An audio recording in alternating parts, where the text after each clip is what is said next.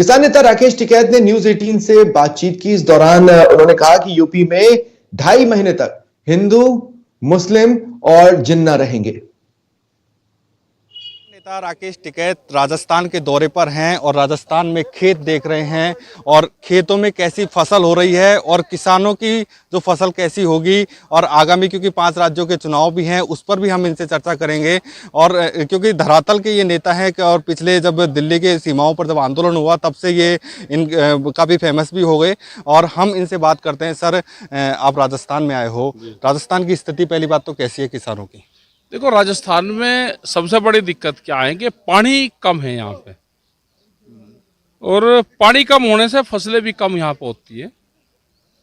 ये एक बड़ी दिक्कत है। फिर भाव का एक बड़ी समस्या यहाँ पे है। जो यहाँ पे बाजरा पैदा होता है, यहाँ पे जो गेहूं पैदा होता है, सरसों पैदा होती है, तो उसके रेट कम रहते हैं। अभी भी जैसे पिछले साल रेट ठीक थे सरसों के, क्योंकि पाम ऑयल जो दूसरी कंट्रियाँ थी उसमें पाम ऑयल की खेती को नुकसान हुआ, तो यहाँ सरसों के रेट थोड़े से बढ़ गए। और जैसे ही सरसों व्यापारी के कब्जे में जाती है तो रेट फिर डाउन आ जाएंगे। अभी भी जैसे अब किसान के पास में है तो डाउन आएगा, और जैसे ही व्यापारी खरीदेगा तो सस्ते में खरीदता है। जैसे उसके कब्जे में चला जाएगा फिर तेल महंगा और महंगा सब चीज़, तो व्यापारी अब खरीदना शुरू करेगा। तो सरसों के रेट अब कम है, किसान के यहाँ पे है तो कम है, और उसके कब्जे में जाते हुए पूरा उसका कैप्चर करता है उसको सस्ते। किसान की बात आती है तो राजनीति की बात भी जरूरी है। हाँ। क्योंकि किसान के इर्द गिर्द घूमती है पूरी राजनीति।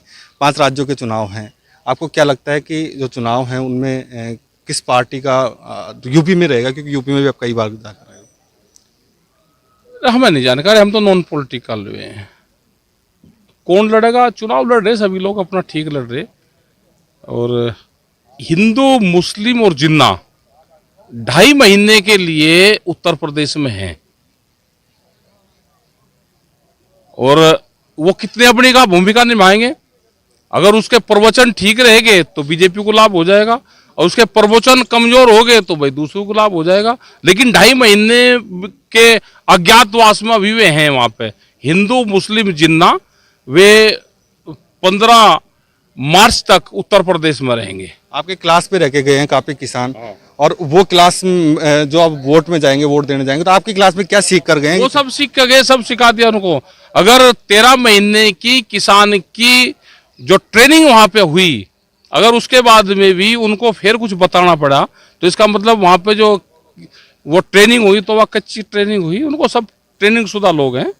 उनको फसलों का, ये गेहूं है, इसका 2000 रुपये का रेट है अगर एमएसपी पे बिके, ये 1300-1400 रुपये बिकता है। जो यहाँ बाजरा पैदा होता है वो यहाँ पे 800 से 1000 रुपये बिकता है, उसमें करीब 1200 रुपये पर क्विंटल का नुकसान है। जो यहाँ पे सरसों है उसमें नुकसान है।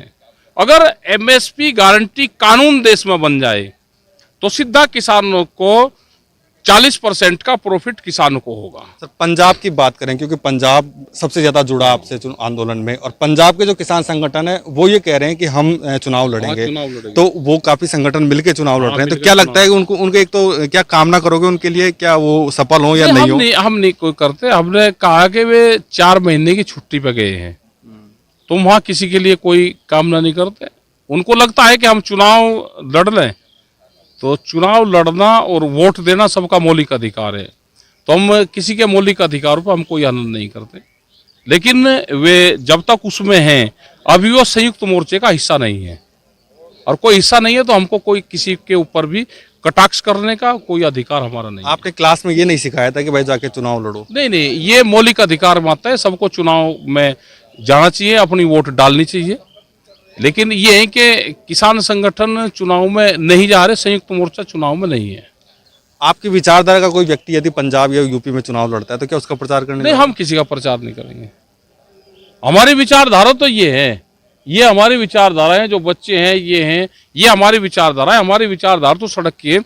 सड़क पे आंदोलन और आवाज होती रहेगी तो पार्लियामेंट और विधानसभा में सुनाई देगी। गोवा और मणिपुर में चुनाव है, पिछली बार कम सीटें आई थी बीजेपी की, फिर भी सरकार इन्होंने बनाई। तो क्या बना ले, ये गुणा भाग करके बना ले भाई। इनके पास में बहुत विभाग है, डराने के, धमकाने के, ये करने के, पूरा सिस्टम इनके पास में है, तो ये बना लेते हैं। ये बहुत हुनरबाज लोग हैं ये। आशीष शर्मा, न्यूज 18 दौसा। मरुधरा पर पश्चिमी